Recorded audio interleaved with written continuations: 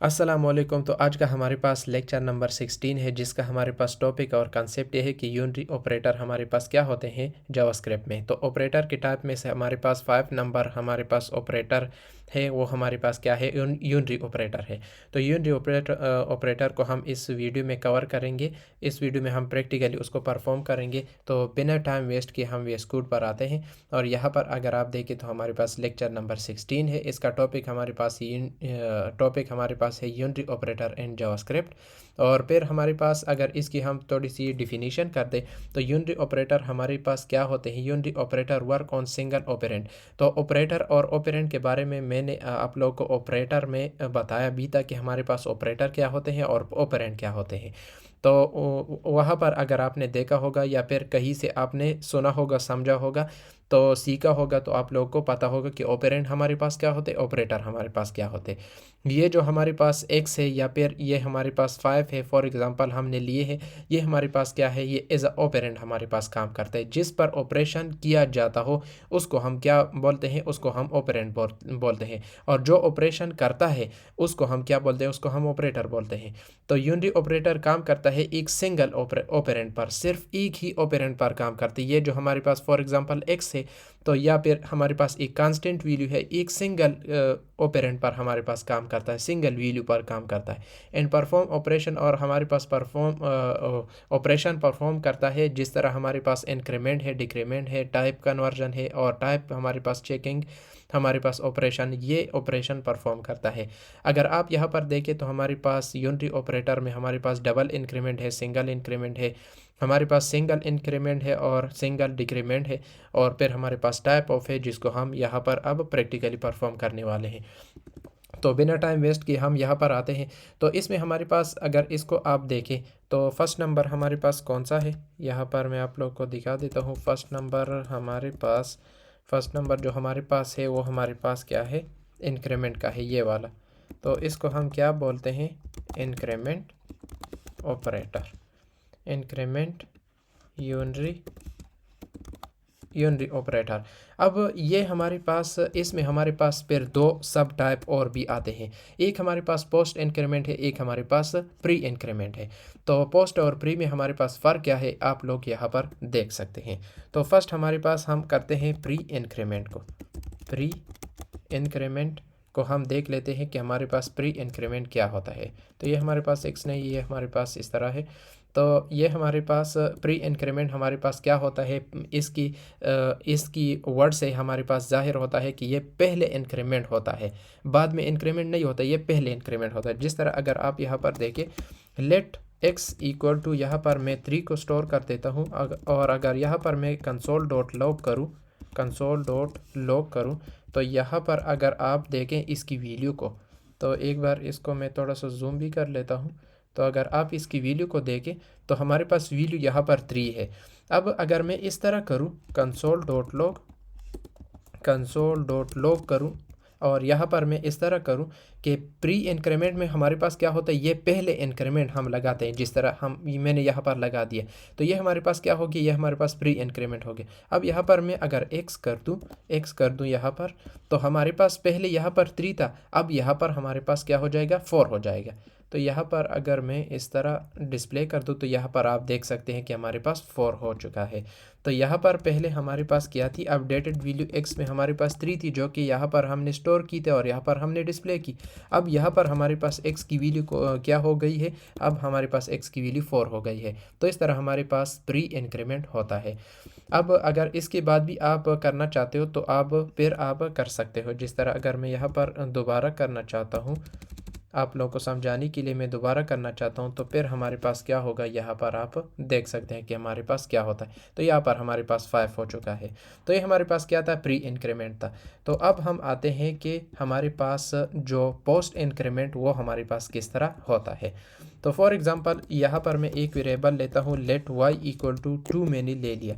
अब यहाँ पर इसी तरह मैं कर देता हूँ कंसोल डॉट लॉग और इसमें मैं वेरिएबल देता हूँ। फॉर एग्जांपल यहाँ पर हमने y लिया है, तो y को मैं यहाँ पर डिस्प्ले करना चाहता हूँ।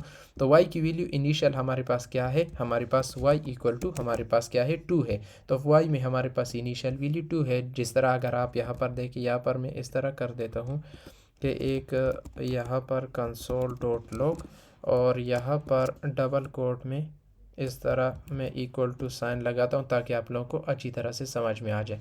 तो यहाँ पर अगर आप देखें तो हमारे पास इनिशियल वैल्यू क्या है, यहाँ पर हमारे पास पोस्ट इंक्रीमेंट है, पोस्ट इंक्रीमेंट है हमारे पास।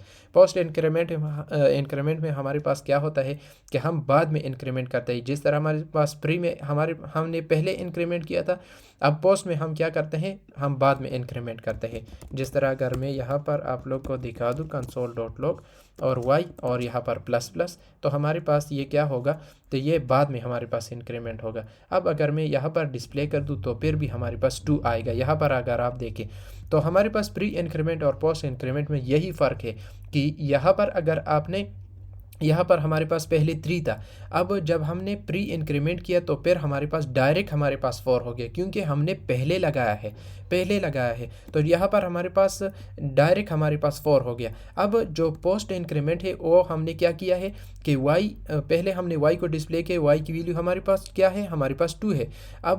अब यहाँ पर हमने क्या किया कि पोस्ट इंक्रीमेंट किया यहाँ पर, तो पोस्ट इंक्रीमेंट में हमारे पास क्या होता है कि वाई, फिर हमारे पास वाई प्रिंट होगा क्योंकि यहाँ पर हमारे पास बाद में इंक्रीमेंट हुआ है, तो यहाँ पर भी हमारे पास क्या होगा, वाई की वैल्यू हमारे पास 2 होगी। अब जब हम यहाँ पर करेंगे, अब जब यहाँ पर हम डिस्प्ले करेंगे, फॉर एग्जांपल मैं y को डिस्प्ले करना चाहता हूँ, सिर्फ y को मैं डिस्प्ले करना चाहता हूँ, यहाँ पर अब हम पोस्ट इंक्रीमेंट नहीं करेंगे तो फिर हमारे पास क्या होगा, फिर यहाँ पर वैल्यू हमारे पास 3 होगी। जिस तरह अगर आप देख सकते हैं तो ये पहले ये इसको प्रिंट कर लेगा, फिर इसके बाद इंक्रीमेंट कर लेगा, और यहाँ पर हमारे पास पहले इंक्रीमेंट करता है और फिर असाइन करता है इस वैल्यू को। तो यही फ़र्क है हमारे पास कि ये पहले इंक्रीमेंट करता है और फिर असाइन करता है वैल्यू x को, और जो हमारे पास डिस्प्ले होती है कंसोल पर, और ये पहले डिस्प्ले करता है और फिर उसके बाद ये इंक्रीमेंट करता है।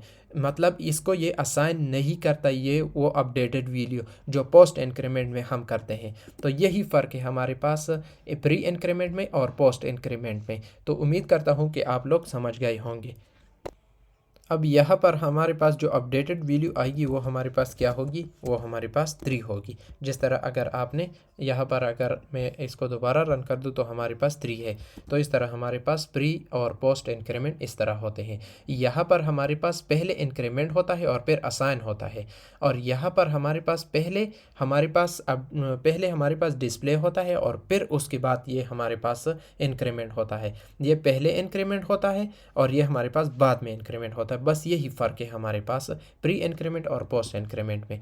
अब हमारे पास नेक्स्ट नंबर जो हमारे पास आता है वो भी हमारे पास क्या है, इसी तरह का है, लेकिन उसमें हमारे पास क्या है, हमारे पास डिक्रीमेंट आता है। जिस तरह हमने यहाँ पर इंक्रीमेंट पढ़ा जो कि हमारे पास वैल्यू को इंक्रीमेंट करता है बाई 1, या बाई 1 इसको क्या करता है, ऐड करता है, वैल्यू उसमें ऐड करता है। इसमें हमारे पास बाई 1 वैल्यू को क्या करता है, इसको डिक्रीज़ करता है। जिस तरह अगर आप यहाँ पर देखिए, इसको हम क्या बोलते हैं, इसको हम बोलते हैं डिक्रीमेंट। तो ये हमारे पास क्या होगा, डिक्रीमेंट हो। इसमें भी हमारे पास प्री इंक्रीमेंट और पोस्ट इंक्रीमेंट, प्री हमारे पास डिक्रीमेंट और पोस्ट डिक्रीमेंट हमारे पास आते हैं। प्री डिक्रीमेंट, प्री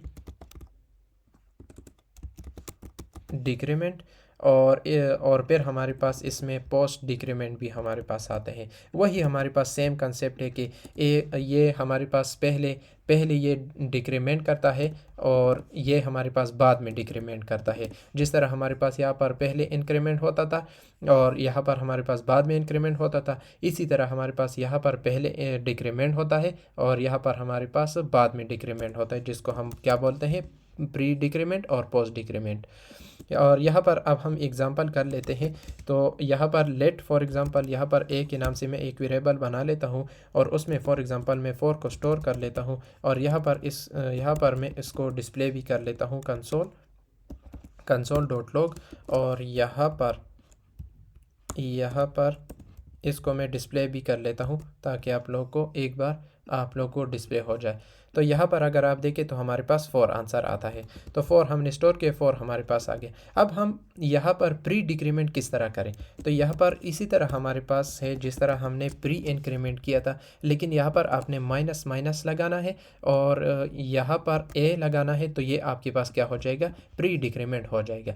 तो अगर मैं इसको यहाँ पर डिस्प्ले करूँ तो हमारे पास एक वैल्यू कम हो गई है। तो इस तरह हमारे पास क्या होता है, हमारे पास प्री डिक्रीमेंट होता है। पहले हमारे पास ए की वैल्यू 4 थी और जब हमने इसको प्री डिक्रीमेंट किया तो हमारे पास ए की वैल्यू क्या आ गई है, ए की वैल्यू हमारे पास यहाँ पर 3 आ गई है। तो इस तरह हमारे पास प्री डिक्रीमेंट होती है। और फिर हमारे पास पोस्ट डिक्रीमेंट है। फॉर एग्जांपल यहाँ पर मैं बी के नाम से एक वेरिएबल लेता हूँ और उसमें मैं स्टोर कर देता हूँ फॉर एग्जांपल 6 को, और इसमें भी मैं इस तरह कर देता हूँ कि कंसोल डॉट लॉग करता हूँ और इसको मैं डिस्प्ले कर लेता हूँ बी को मैं जब भी डिस्प्ले करता हूँ तो आप लोग को पता है कि हमारे पास बी में 6 स्टोर है, तो हमारे पास 6 डिस्प्ले होगा। तो यहाँ पर अच्छा, यहाँ पर मैं एक काम यहाँ पर भी कर देता हूँ ताकि यहाँ पर आसानी हो देखने में आप लोगों को। तो यहाँ पर अगर मैं इसको रन कर दूँ तो हमारे पास 6 आता है। अब यहाँ पर अगर मैं इसी तरह करूँ लेकिन मैं पोस्ट डिक्रीमेंट करूँ, बाद में डिक्रीमेंट करूँ, तो फिर हमारे पास क्या आंसर आता है आप लोग यहाँ पर देख सकते हैं। वही हमारे पास कंसेप्ट है बी यहाँ पर माइनस माइनस। तो यहाँ पर हमारे पास क्या आता है, पहले हमारे पास 6 था, अब हमारे पास क्या है, अब भी हमारे पास 6 है। उसी तरह हमारे पास कंसेप्ट है, जिस तरह हमारे पास यहाँ पर पोस्ट इंक्रीमेंट का था उसी तरह हमारे पास यहाँ पर पोस्ट डिक्रीमेंट का भी है कि ये पहले डिस्प्ले होगा और फिर उसके बाद ये हमारे पास क्या होगा, डिक्रीमेंट होगा, फिर हमारे पास कम होगा। तो यहाँ पर भी हमारे पास बी की वैल्यू क्या है, बी की वैल्यू हमारे पास 6 है। अब इसके बाद अगर मैं सिर्फ बी को डिस्प्ले करूँ तब हमारे पास क्या हो जाएगा, तब हमारे पास ये डिक्रीमेंट हो चुका होगा, मतलब ये कम हो चुका होगा। अब यहाँ पर बी की वैल्यू मैं बता देता हूँ कि बी की वैल्यू हमारे पास 5 हो गई होगी। तो यहाँ पर अगर आप देखें तो हमारे पास बी की वैल्यू क्या है, 5 है। तो इस तरह हमारे पास इंक्रीमेंट में हमारे पास प्री इंक्रीमेंट और पोस्ट इंक्रीमेंट, और डिक्रीमेंट में हमारे पास प्री इंक्रीमेंट और पोस्ट इंक्रीमेंट होती है। तो ये हमारे पास ये वाले ऑपरेटर थे। अगर आप लोग को समझने में आप लोग को मुश्किलात आती हो तो मैं यहाँ पर आप लोग को दिखा भी देता हूँ कि ये हमारे पास क्या है, ये हमारे पास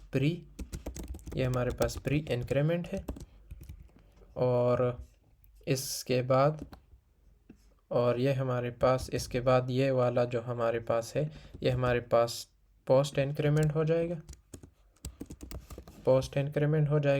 और ये हमारे पास प्री डिक्रीमेंट हो जाएगा, यहाँ पर डिक्रीमेंट हो जाएगा, और ये हमारे पास पोस्ट डिक्रीमेंट हो जाएगा। ये हमारे पास क्या हो जाएगा, पोस्ट डिक्रीमेंट, यहाँ पर भी और यहाँ पर भी।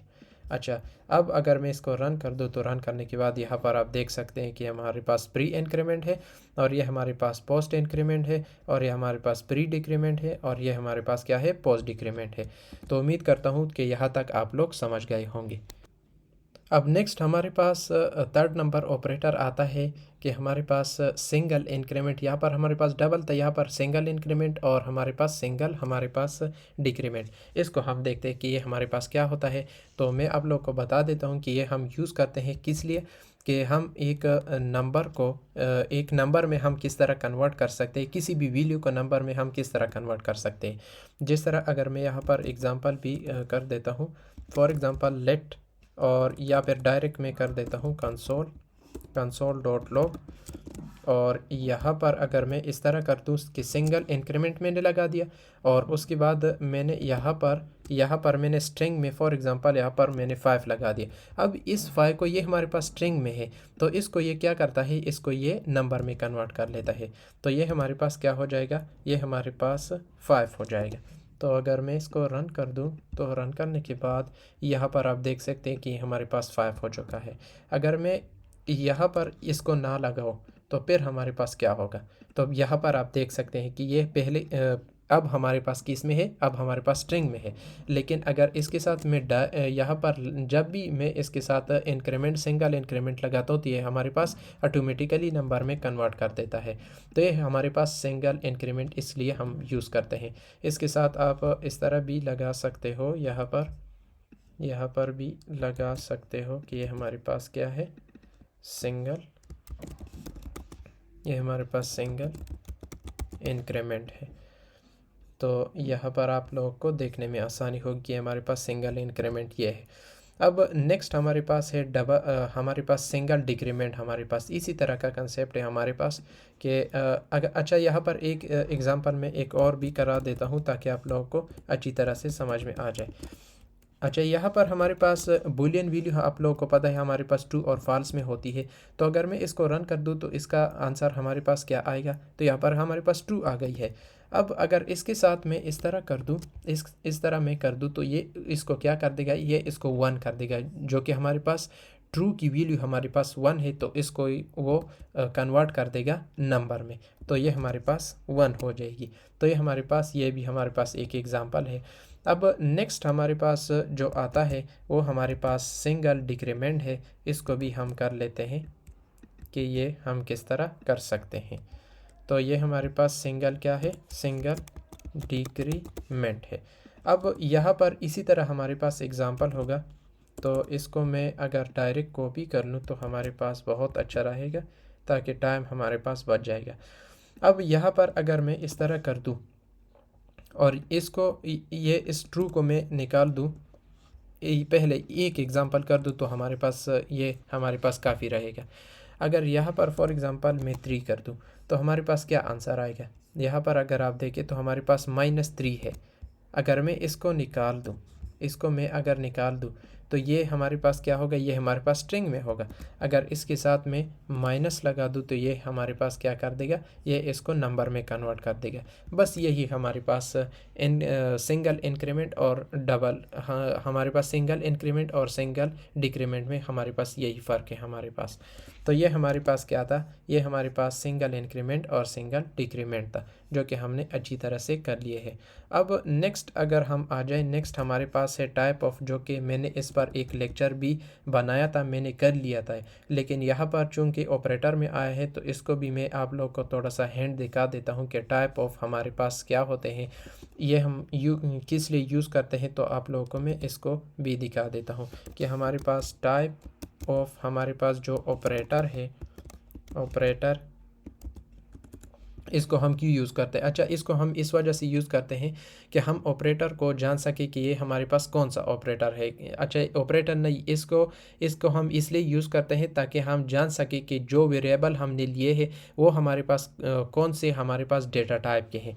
तो टाइप को फाइंड करता है, किसी भी वेरिएबल के टाइप को फाइंड करता है ये वाला। तो अगर मैं इसका एक दो तकरीबन 3 एग्जांपल में आप लोगों को दिखा देता हूँ, क्योंकि हमारे पास बहुत सारे डेटा टाइप आते हैं प्रोग्रामिंग लैंग्वेज में या फिर जावास्क्रिप्ट प्रोग्रामिंग लैंग्वेज में। अगर मैं यहाँ पर इस तरह कर दूँ टाइप ऑफ, और यहाँ पर मैं आप लोग को दिखा देता हूँ कि हेलो फॉर एग्जांपल, ये हमारे पास स्ट्रिंग में है, ये हमारे पास स्ट्रिंग में, तो ये किस तरह फाइंड कर देगा, ये किस तरह डिस्प्ले करता है आप लोग को मैं दिखा देता हूँ। अच्छा, यहाँ पर हमने कहीं पर, अच्छा यहाँ पर हमने गलती की है, console.log है हमारे पास। तो यहाँ पर अगर मैं आप लोगों को दिखा दूँ तो ये हमारे पास क्या है, स्ट्रिंग में है। और दूसरा एग्जांपल मैं करा देता हूँ, दूसरा एग्जांपल हमारे पास किस तरह होगा, 2-3 एग्जांपल मैं करा देता हूँ। तो अगर यहाँ पर मैं इस तरह कर दूँ, एक नंबर में ले लूँ, फॉर एग्ज़ाम्पल 2 मैंने ले लिया। अब 2, अगर मैं 2 लेता हूँ तो हमारे पास ये केस में देता है, ये हमारे पास नंबर में देता है। और इसी तरह अगर मैं यहाँ पर मैं एक और लूँ, फॉर एग्ज़ाम्पल मैं ट्रू लूँ, तो ये हमारे पास किस में डिस्प्ले करेगा, ये हमारे पास बूलियन में डिस्प्ले करेगा। ये हमारे पास क्या है, बूलियन डेटा टाइप है।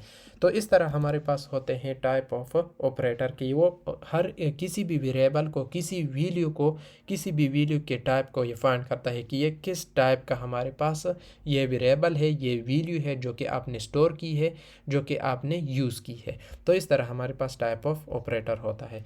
तो ये हमारे पास क्या था, ये हमारे पास यहाँ पर मैं ये लगा भी देता हूँ कि ये हमारे पास क्या है, console.log, और यह हमारे पास टाइप ऑफ ऑपरेटर है, ये हमारे पास टाइप ऑफ ऑपरेटर है ताकि आप लोगों को अच्छी तरह से समझ में आ जाए। तो ये हमारे पास टाइप ऑफ ऑपरेटर है। तो यहाँ पर हमने प्री इंक्रीमेंट पढ़ा, पोस्ट इंक्रीमेंट पढ़ा, और फिर हमने प्री डिक्रीमेंट पढ़ा, पोस्ट डिक्रीमेंट पढ़ा, और फिर सिंगल इंक्रीमेंट, सिंगल डिक्रीमेंट, और फिर हमने टाइप ऑफ ऑपरेटर पढ़ा जो कि हमारे पास यूनरी ऑपरेटर में आते हैं। यूनरी ऑपरेटर हमारे पास ऑपरेशन परफॉर्म करता है एक सिंगल वैल्यू पर या फिर एक सिंगल वेरिएबल पर। तो ये हमारे पास यूनरी ऑपरेटर थे जो कि हमने बहुत अच्छी तरीके से कवर किए हैं, परफॉर्म किए हैं प्रैक्टिकली, और मैंने आप लोग को समझा भी दिया है बहुत अच्छी तरीके से। अगर इसके हवाले से किसी को भी कोई भी कन्फ्यूजन हो तो आप कमेंट सेक्शन में बोल सकते हैं, मैं उसका आंसर दे दूंगा। तो आज के लिए इतना ही, मिलते हैं नेक्स्ट वीडियो में, नेक्स्ट लेक्चर में। Thank you.